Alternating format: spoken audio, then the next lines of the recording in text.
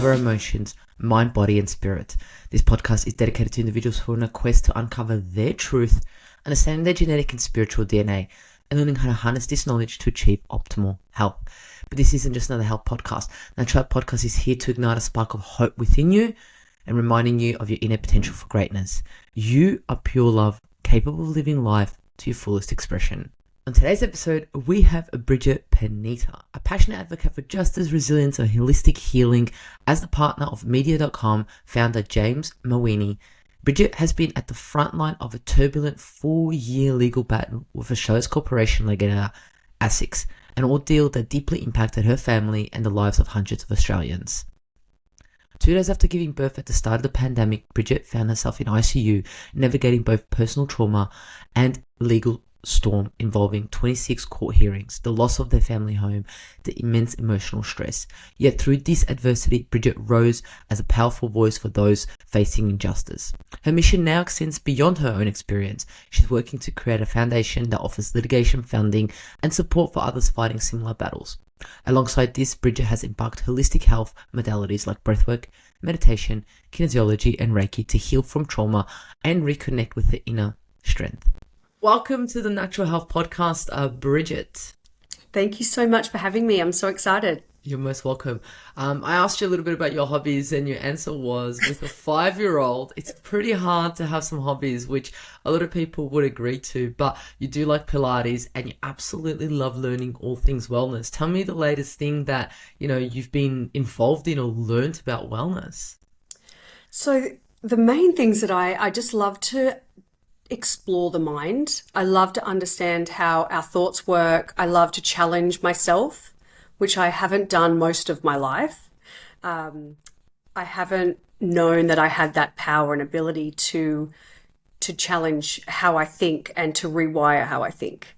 And I try and do that daily, just because as a mother, you are triggered and you have a mirror in front of you most days. So you are very aware of the things that don't feel right for you. And usually that's something that you need to heal or understand more of within yourself and not project onto others. So I just love learning everything about that at the moment. That's so beautiful. And I love how you said that your little one is a little mirror.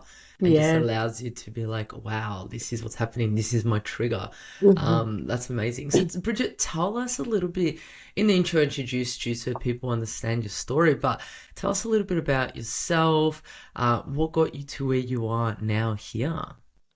Sure. So I've actually been trying to, refine that because it's such a crazy, complex story. But just at high level is my partner and I had run-in with the Australian government in terms of our investment company that we were running. They took issue with our marketing, and the way it happened was just quite shocking. And so when you put your value on your identities attached to everything that you own and your business and your career and everything that you have built, and that gets taken away from you, that kind of is what happened to me. And in quite an aggressive and quick way. So it was quite a shock. And I had my daughter just 2 days after the first proceeding was lodged. So I had to, restart and rebuild myself as a person because my identity was so entangled in my career and my house. Like, we lost our home and my identity was then changed due to motherhood. And so I had a bit of awakening, I would call it, and just really struggled with rebuilding and processing emotions. When you default back to I feel like I defaulted back to a 5-year-old almost, like my emotions of that. I couldn't make decisions. I couldn't handle any more stress. My nervous system was so shot that it could not cope. And so I just spent the last 5 years, and it's still going on now. We still have legal pursuits that we're dealing with now. We've had about 26 to date. Oh my gosh. And still, our current situation is still dire, but it's also, I feel so abundant now. Whereas before, when we lost everything, I felt my self-worth was so low, and I'd lost kind of everything that I put value on, even my value system, feeling like you're in a pursuit with the government, you don't feel safe because I did think that they were protecting people, but now I've seen a different view. And I had to rewire my value system and how I felt safe in this world. Yeah. And so that journey, I guess, sent me down a rabbit hole of understanding how to rebuild, but also the sovereignty of the body. So body, mind, soul, working from a physical level. I got really ill during that time because I was so angry. So working on how to release emotions from the body instead of just logically trying to understand something you'll never understand why Yeah. it happened. Yeah. And 100%. so, yeah, just that's kind of a high level of my story, but also Yeah. just navigating a situation that is out of your control and just being able to use and find resilience and trust that this journey is meant for you and it's happening for you, not to you. I love that. Let's Mm, unpack that. You said, mm, yeah, there's so much there, and yeah. I'm so excited to go into it. Let's unpack. You said you identified to a version of yourself. Hmm. What was that version? And then you Yeah. said it got taken away from you pretty quickly, and it was just like, whoa. Mm. Why did you identify, and what was that version you identified to? Sure. So I considered myself a high achiever. I always just wanted to have something that I could own. I was an accountant before I met James, and then I started working in the finance team of the business. So as I studied really hard, I worked full time, I studied full time, I put a lot of energy into that. And so that was my thing. My career was my thing. I always wanted to have a really good career. I wanted to have a comfortable life before I brought a child into the world. And I really put a lot of effort and sacrifice into achieving that. Then, when I met James, he had the business already, and I integrated into the business and started working in the finance team. And I took so much pride in our business. Everything we ran compliantly, we made sure everything was done correctly, and we put a lot of our life and sacrifice again into building that. And so to have it stripped away, it was just a shock to my whole system because that was me. I considered, even when I fell pregnant, I didn't want to stop working per se. I didn't want to work the way I had to when everything kind of collapsed. I was forced to work because we didn't have the staff and things to continue the business. But I wanted to still be involved, and I always wanted to keep that as my outlet and my identity, and my alone time would be to work and to continue building our family business for our future. So when that all got stripped, it was really hard for me to show up in the world because I didn't know what I stood for anymore. I didn't know where to put my time. Like my whole life had been dedicated to building my career. And so when motherhood was it, which I knew that would be obviously a big priority in my life, I also was in this whole new world and doing it alone. So, because James, we kind of divide and conquered at the time. He dealt with the legal issues I was mothering, and that I didn't know what I was doing. And we're in COVID, so I didn't have the mothers groups. I didn't have even midwives come to the house. So it was just a big shift of how I saw myself. Yeah, that sounds like a huge, huge shift. Not only, I guess you could use the word grieving your Mm, business, but mm, also grieving the life that you and your partner had without a child. And yes. now you're welcoming a child, which is exciting in itself, but there's Mm, also grief involved. And then you're also letting go of an identity of the business. So there's a lot that's happened there. So I don't look down in regards to that. You said you went into a 5-year-old mode with mm, with the emotional reaction. yeah. Tell us a little bit about that. Like, what was the emotions and what was happening? Was it just like breakdown? Was it meltdown? Was it like, oh my God, what am I gonna do? Like, Mm. yeah, Well, first it was just pure survival. Pure yeah, survival. Vividly remember, I think Emma was about 3 months old, and I said to myself, "You can have a breakdown later, but right now, Emerald and James need you." And I was operating like a robot. I had Emerald on an amazing sleep schedule. I was working in between Emerald sleep times. Food was home cooked, like everything was just operating, probably the yeah, best that I've operated because I was purely not distracted. And we're in COVID, so we didn't have anywhere to be. We didn't have distractions. We didn't have visitors. We didn't have anything. And so that's just how I was going, and everything was okay. I was able to provide, the lawyers, financial documents, everything was moving. But once we moved, so we had to move, and then my body just collapsed basically. And Emerald was, because of the change, I think she could feel that in my body, because I was 100%. the routine was down packed. So then when we moved, everything just changed, and me adjusting to that just did not work. My body could not, it was overloaded, I think. And I, yeah, I basically just couldn't function properly. Like, I couldn't think. I had a lot of brain fog. I couldn't manage my emotions. If Emerald cried in the night, it was so hard for me to rationalize that, because I just desperately wanted sleep, to try and heal myself. But I was unable to just rationalize and process my emotions at all. And Yeah. I didn't have anyone to make me feel safe. That's And what I was just that's about to when, touch upon with yeah, I you had feeling no safe. safety. Yeah. Because you And didn't James, trust the government, you didn't no, trust with what happened. Like you said at the start of the yeah, podcast, you said you thought that they were here to protect us in a way, and it's like, yeah. whoa, it's like a Yeah, hello and I moment. thought it would blow over. Like, oh, once they start digging, that's fine. Once they start digging and seeing we've got tax advice, legal advice, everything, structuring has been done by a top, legal firm. Yeah, I thought, oh, they'll just kind of understand. They might have jumped the gun a little bit here, but it just kept getting worse. And so when you think your normal common sense and you're thinking, oh, this will happen, and then that gets broken, you're scared because common sense is not prevailing, and then you're scared because you don't know what the next moves are. And so the safety was gone, and James couldn't provide much to me. His capacity was overloaded, and I didn't expect much from him because I was watching him day in, day out, just non-stop working, and I was trying to help him. And so I didn't have anyone to catch me, which was, I accepted it at the time, but it's not nice to feel like that. And that's when I realized I needed to be my own safety. And then I went on this relentless pursuit of working out how to achieve that.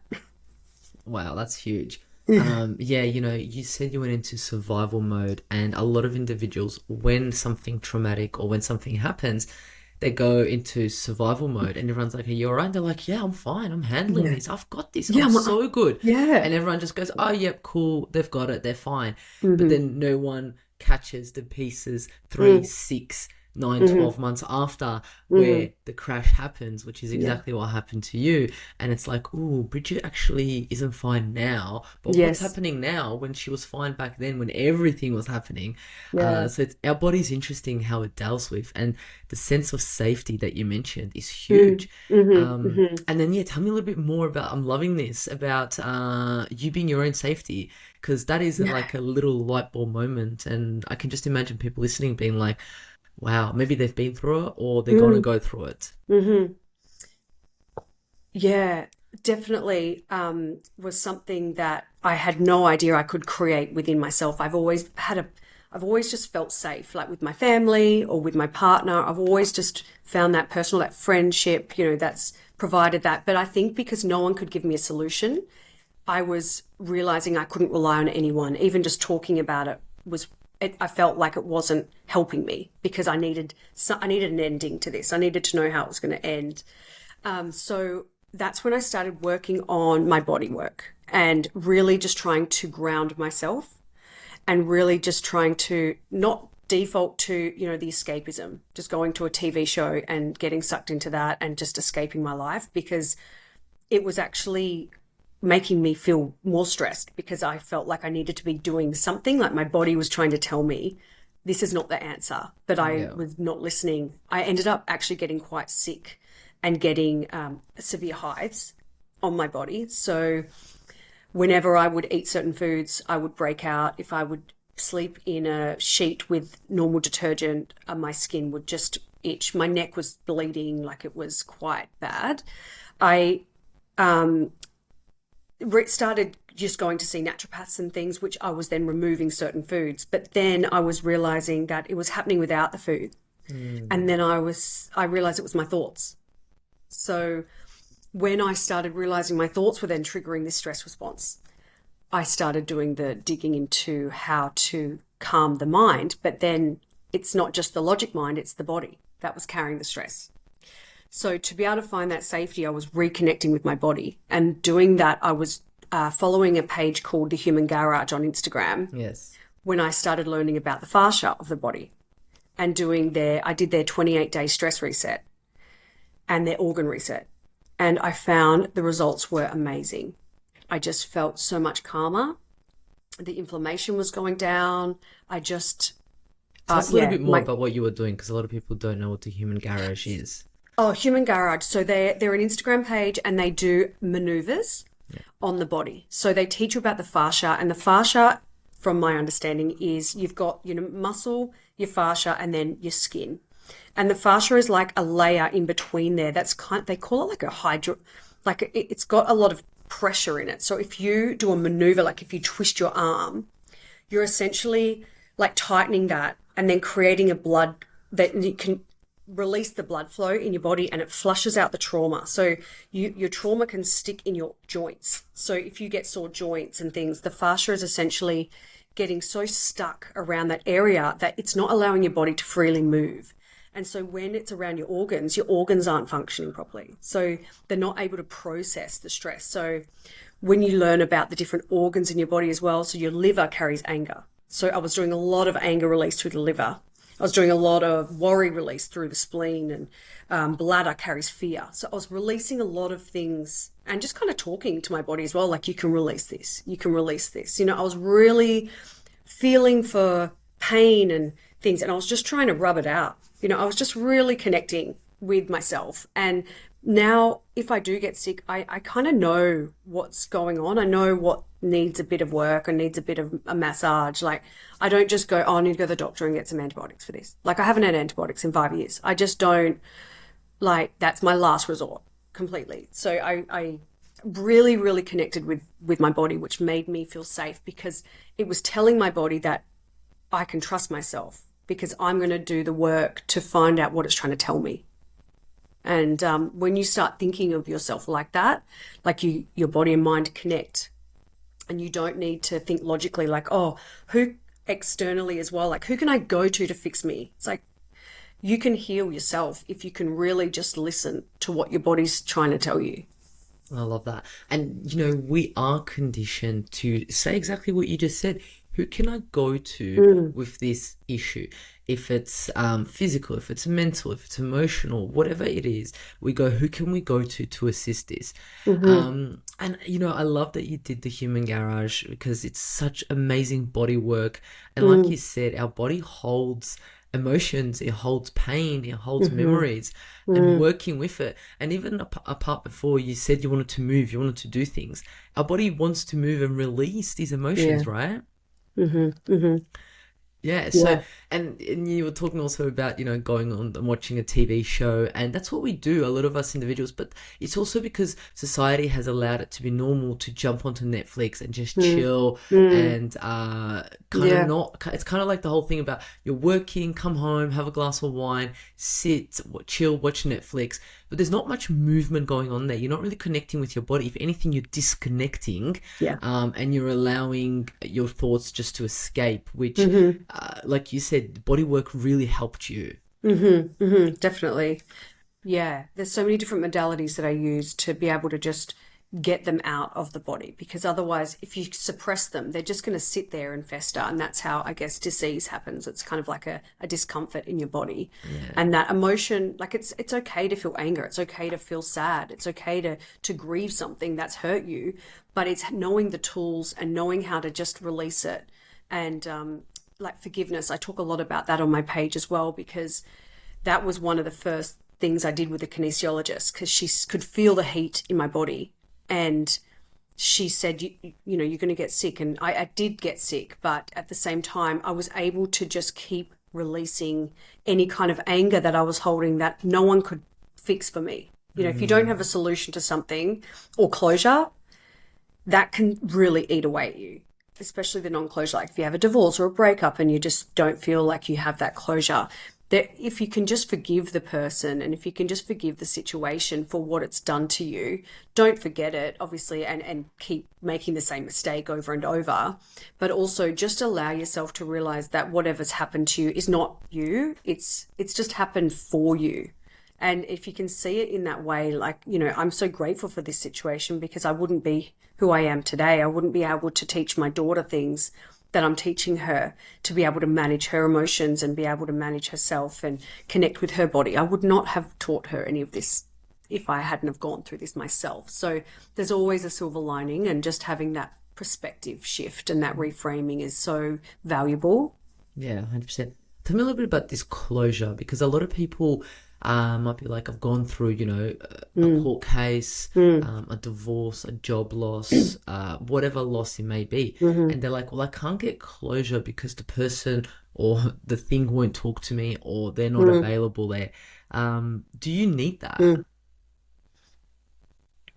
Well, I'd say no, because when you can put it into a perspective of that is their stuff, that is their, what they've done to you is not a reflection of you, it's a reflection of them.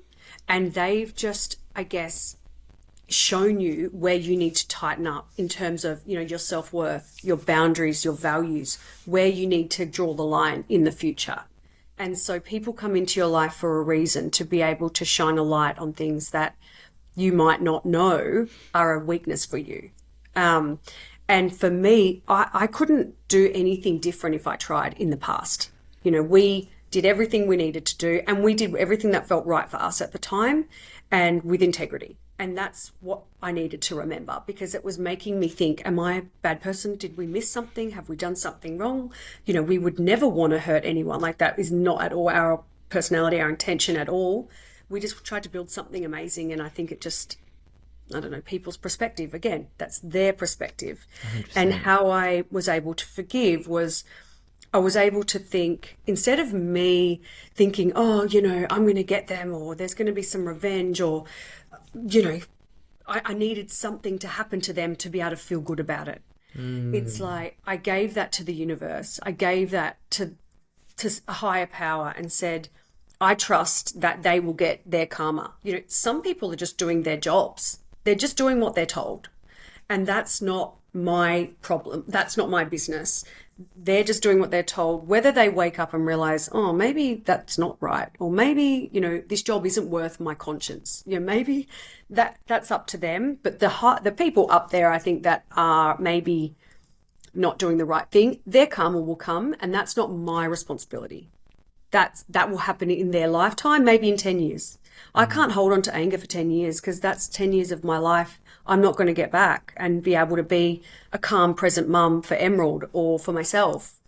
And so when I started looking at it like that, it helped me to just let it go and not carry it. Yeah, it's a huge shift.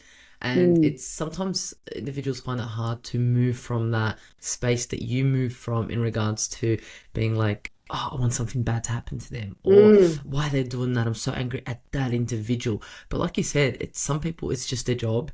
They just, they do the admin, they do the work, they're told as they do, and they have to provide for their families, it's their job. So to come from a place of calmness and security to forgive, I guess it took a little bit of time. It took that work for you to feel safe, because unless you didn't feel safe, you wouldn't been able to be in there. When you're not safe and when you're in survival, you just attack and you go. So I love the process of first finding safety within and then being able to forgive. Would that be kind of like the process of how it would work? Yeah, I think I did it the other way. Okay. Only because I went into this kinesiologist. It just popped up on my Facebook. Yeah, wow. And I hadn't seen one before. And I thought, the night before I saw her, I was probably the worst.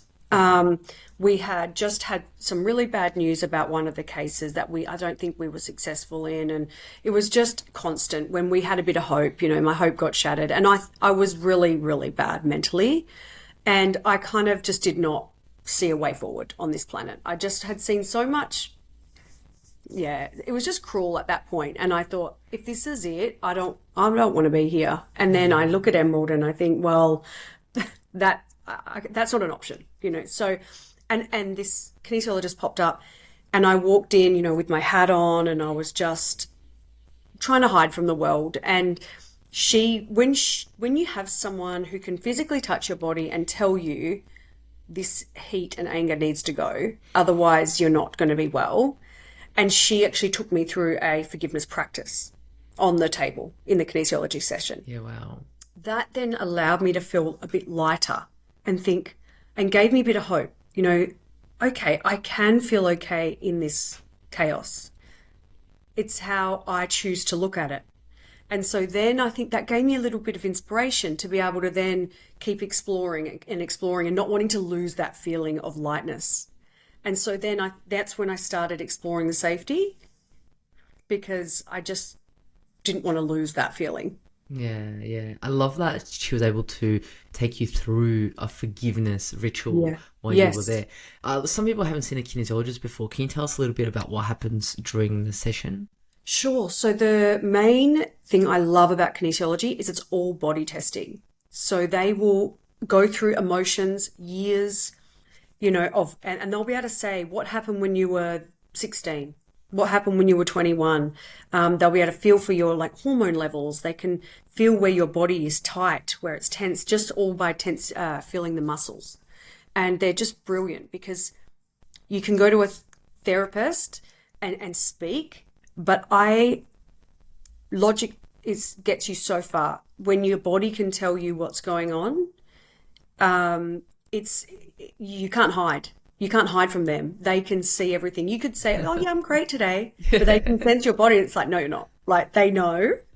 So, and yeah, they can go through any kind of motion, and they actually can release anything that you're holding by finding the emotion that you're holding on to. So mine was injustice. Wow. And she could tell straight away.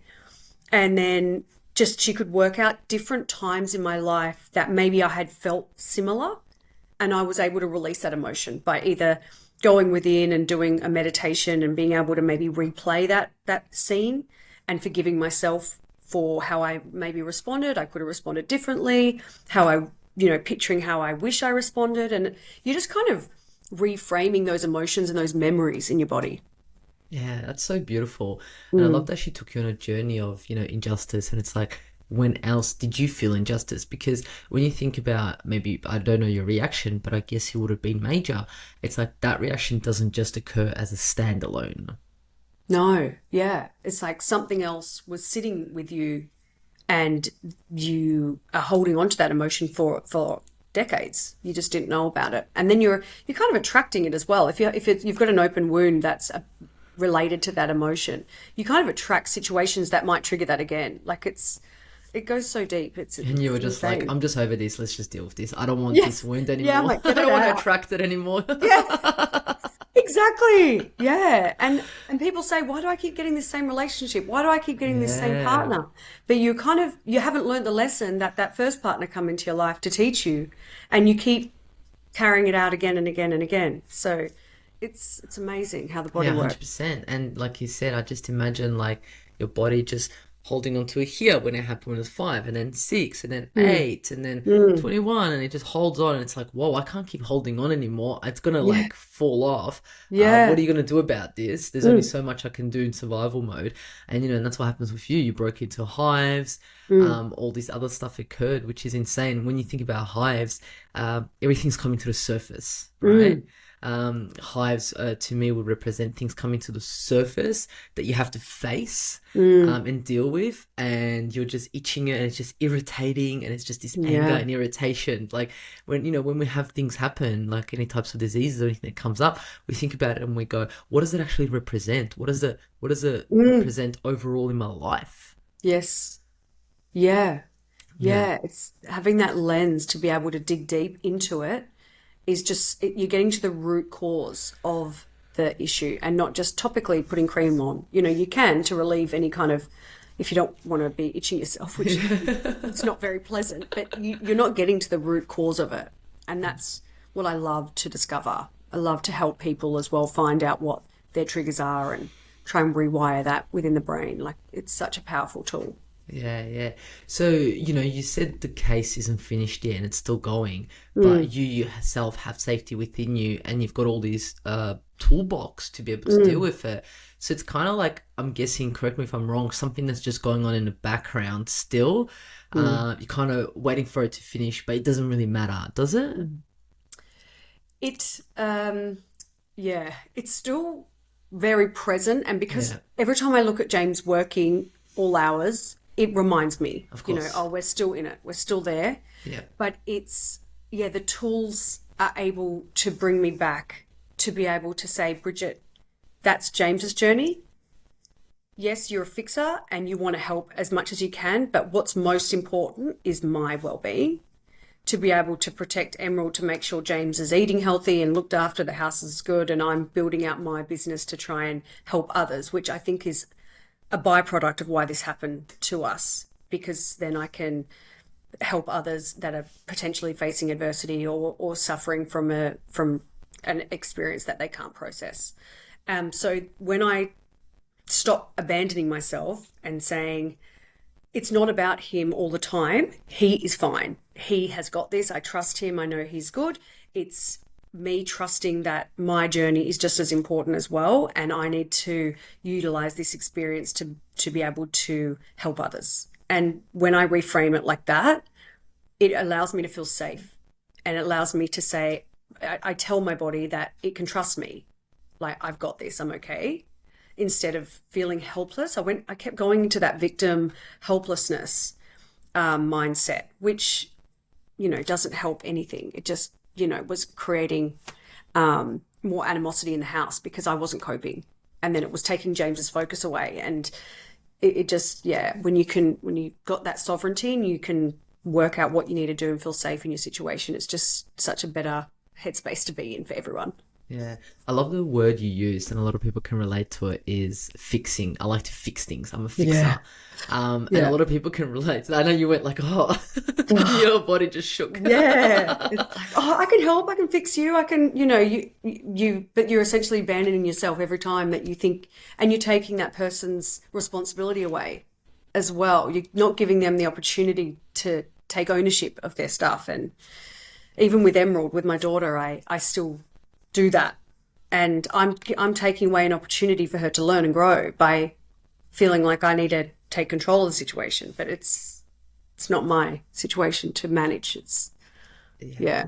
that's being so vulnerable. So thanks for sharing that, Bridget. Like, yeah, to get to that space is you have to be comfortable within yourself and be vulnerable, because a lot of us go, yeah, no, I can fix that. Yeah, no, it should be like this. Yeah, let's do that. But then, like you Mm, said, we're taking that opportunity and that learning lesson away from that person. It's like, what? Don't I mm, trust him? It's like, no, no, I do trust him. And then when you go back and reframe it, like you just said, and you're like, oh, wow, maybe I need to just let them deal yeah. with it and trust that they're able to deal with it. That's Yes. huge. Yes.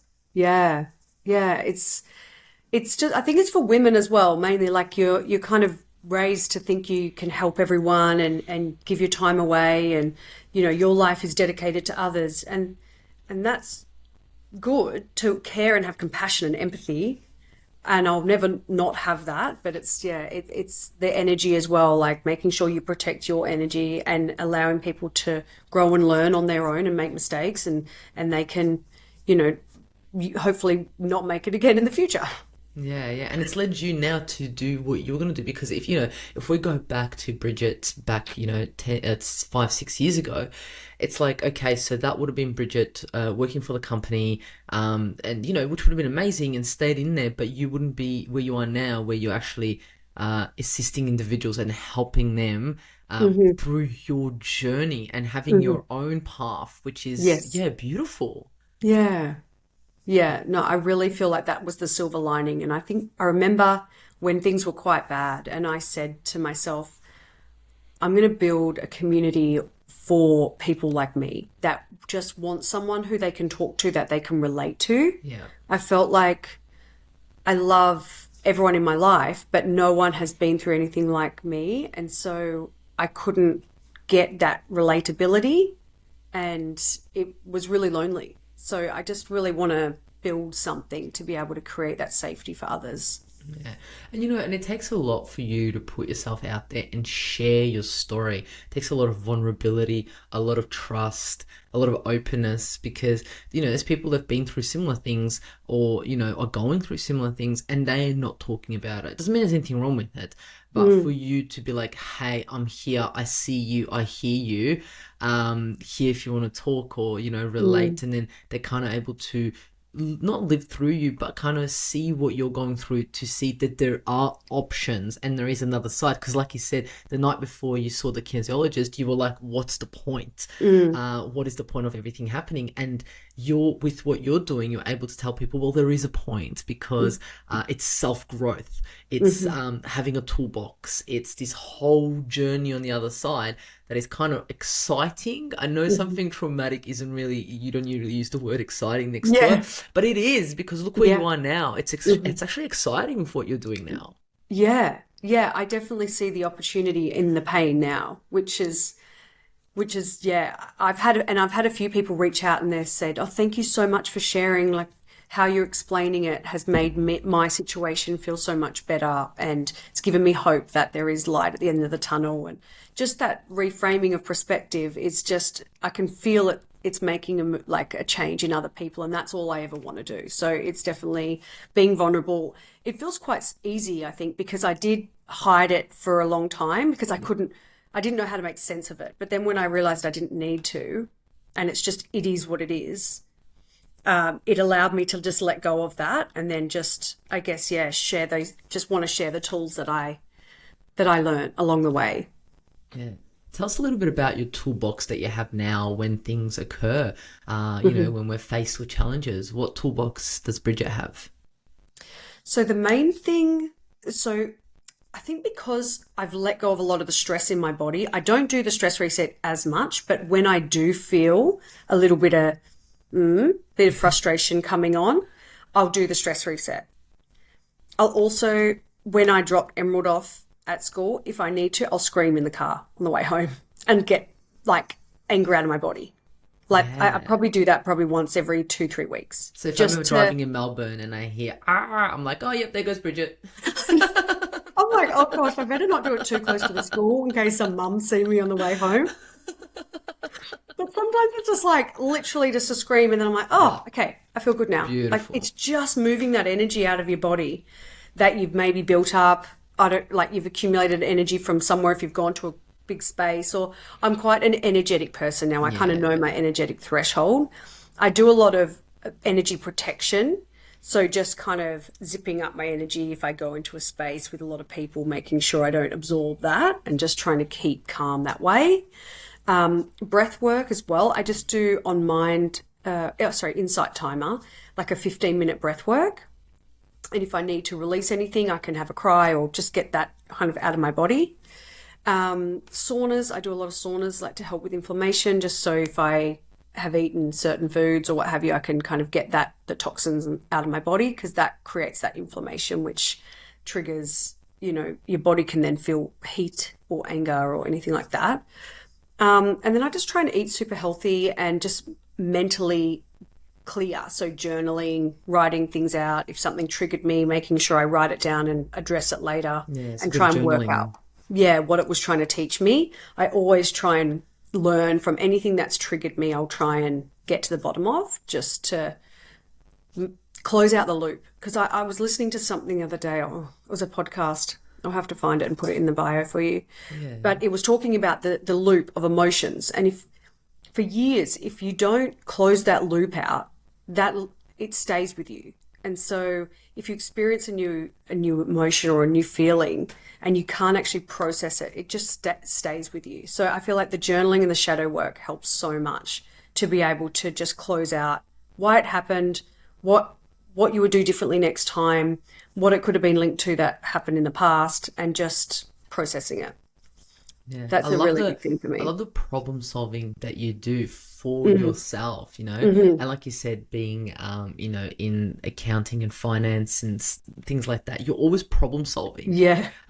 So I guess now you've taken it in and you're problem solving, not that you're a problem, but, you know, we're looking at solving things within. And, you know, you're so-called, I don't want to use the word fixing yourself, but you're instead Yeah. of externally fixing others, you've gone, wow, okay, cool. I'm going to reflect in and kind of problem solve and fix what's happening and understand it and question it. And I love that, you know, you look at podcasts, you look at frameworks, you know, you look at kinesiology, naturopaths, who help, you know, Reiki, breath work, meditation, all of these things. And, you know, some people are like, oh my gosh, that's so much work. But I guess it's the journey of understanding what suits you. Like you said, you don't Yes. do the reset all the time. And the screaming works for you, which is absolutely amazing. I love that.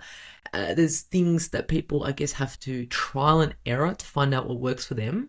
Exactly right. Yeah, it's a journey for sure. And once you start one thing, you might think, oh, I've got what I needed out of that modality. And then Yeah. something else will come up. And then you kind of attract what you need. But you just need to be open to trying it, I think. And I think once you are able to get your body to a state where you feel calm and you're able to feel that energy and able to not be triggered by certain things and you enter this next level, I guess, you don't need it as much, but you've got those top up options. Yeah, So it is 100%. a lot of work at the start when you're really digging deep into it. And then you can understand yourself a lot more and trust that you don't need as much upkeep. It's just those little tweaks. Yeah, and it's good to just be able to be like, you know what, I'm just going to use this tool. I'm going to use that tool. Oh yeah, I'm Mm. going to do this. And do you have like do you have a routine that keeps you on track? Do you have anything that you do all the time? No, I think I'm quite intuitive as well. Like I try Yeah, I and love that. listen. So my routine is I always just try and get up before Emerald. That's a non-negotiable, just so I can have that morning to myself. We've got a sauna in our apartment block, so I try and sauna before she's up. And that way I've had that moment to myself to think. If I listen to a podcast in there or if I just journal and just write what I'm wanting to do today, what I'm grateful for, and just kind of if something happened yesterday that's maybe I've woken up thinking about, it's still sitting there. So I'll write that down and I'll just say, okay, why is that still niggling at me? Is there something I've missed or is there something, or I'll write down what I dreamt about because I always find like real amazing little nuggets. Sometimes I'll wake up and Dreams are have crazy, ideas. right? So that's always a non-negotiable is just waking up before Emerald. And that way I get that time to myself. Yeah, amazing. And then just vitamins, supplements, things like that. If I need that, hydration is a big thing for me. Just having like Celtic salt in water with a bit of lemon sometimes. And then magnesium, just, your supplements that you kind of need. I've been taking a really amazing hormone support as well by the Nice. Happy Mammoth, and that's been really good for me. Amazing. Yeah, because I was struggling with hormones and just I could tell the week before my cycle I was just a bit, Screaming a things, little bit more in that car. things were different. Things were different. I'm thinking there's got to be a solution here. Yeah, So yeah, that's really helped as well. So just trying to find what's right for you and just trial and error, like you said. yeah. So, Bridget, what does it look like, you know, if someone's like, oh my gosh, I want to talk to Bridget, I want to get to where she is. What does that look like? What do you assist people with? What does it look like? Is it a mentorship? Is it a class? What is it that you're able to support individuals with? Amazing. So I'm going to be offering just one-on-one 90-minute sessions from probably the next week or so. And in the interim, I'm building out a method, so a 7-step method to be able to package everything that I know into one masterclass. Amazing. Yeah, I'm running a retreat in August as well, which I guess I'm going to be starting to implement that into as well to try and, I guess, crystallize the package because I feel like I've gone down so many avenues. It's like packaging that in to be able to give someone the ability to just learn, but also not feel like they need me, feel like they need anyone, helping them just know that they can trust and build themselves. is what I want to ultimately achieve. And I'd love to create a community in the interim to be able to have, obviously, people be able to ask me whatever they want, but also give them the trust that they can heal themselves and know themselves so well that they don't need to go to anyone to ask Yeah, I think that's how been to your heal. message throughout the whole time that we've been talking is Yeah. yes, you can go externally, like I said, you've seen a kinesiologist and so forth, you can Mm, mm, get the knowledge, but then mm. also know that safety is within and healing is Yes. within and reflection is within. Yes. Yeah. Yeah, I love that. So yeah, so masterclass, one-on-one, Yeah. and you've got a retreat coming up. Where's the retreat at? In Bali. Amazing. Yeah. Awesome. That should be Yeah. fun. Get a Oh, bit I of can't wait. get a bit of sunshine in. I know.